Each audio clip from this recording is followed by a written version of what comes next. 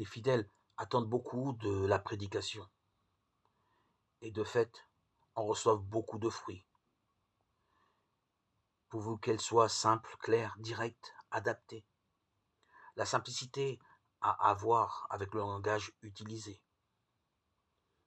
Il doit être le langage que les destinataires comprennent pour ne pas courir le risque de parler dans le vide. Il arrive fréquemment que les prédicateurs se servent de paroles qu'ils ont apprises durant leurs études et dans des milieux déterminés, mais qui ne font pas partie du langage commun des personnes qui les écoutent.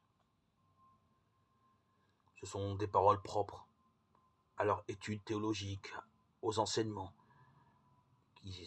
auxquels ils se sont laissés imprégner, guider toute leur vie, dont la signification n'est pas compréhensible pour tous.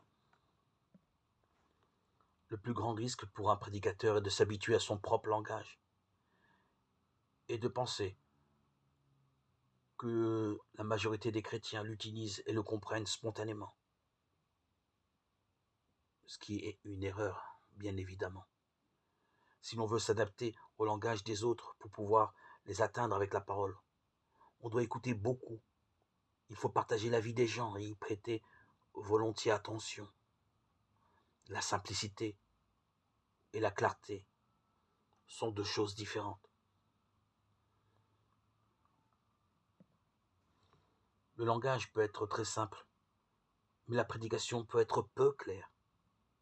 Elle peut devenir incompréhensible à cause de son désordre, par manque de logique ou parce qu'elle traite en même temps différents thèmes.